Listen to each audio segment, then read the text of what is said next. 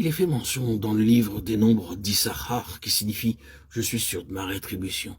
En d'autres termes, faisons toutes choses comme pour Dieu lorsque vous faites une gentillesse à quelqu'un dans le besoin.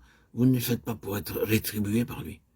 Quand vous donnez de l'argent pour une bonne cause, donnez-vous plus lorsque votre nom et le montant sont mentionnés sur une liste. Ce ne serait pas donné pour Dieu. Ce n'est pas ce que signifie Issachar. Issachar signifie « Je suis certain de ma récompense, je n'attends pas après les hommes pour mon salaire ». Nous voyons ensuite le nom de Nathanaël qui signifie « Dieu donne ». Dieu peut donner plus que ne peuvent donner les hommes.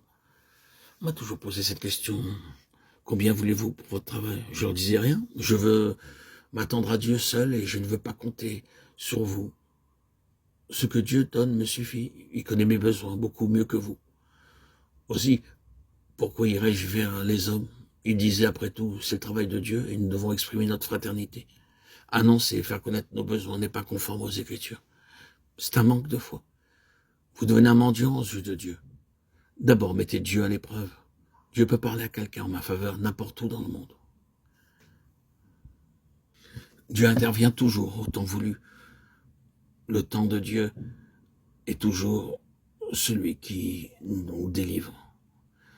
Nous mettons Dieu à l'épreuve, mais Dieu n'a pas besoin d'être éprouvé.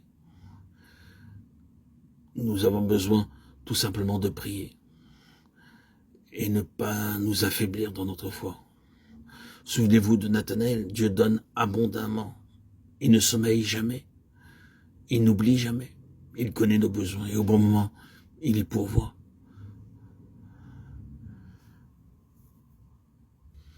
Il est prudent d'obéir à Dieu implicitement. Il ne nous fera pas défaut, il donne, Dieu donne. Je n'ai connu aucune circonstance dans ces 50 dernières années où Dieu nous ait abandonnés. Nous n'avons jamais fait d'allusion, de suggestion à personne, que ce soit sous forme de lettres, de remarques ou d'appels. Et bien souvent, nous avons dû dépenser bien plus de millions que jamais un comité de mission n'a pu en dépenser. Dieu n'a jamais failli. Ensuite, le nom qui vient dans le livre des Nombres est Tsuar, qui signifie petit. En d'autres termes, ce que Dieu donne est plus important que ce que l'homme peut donner.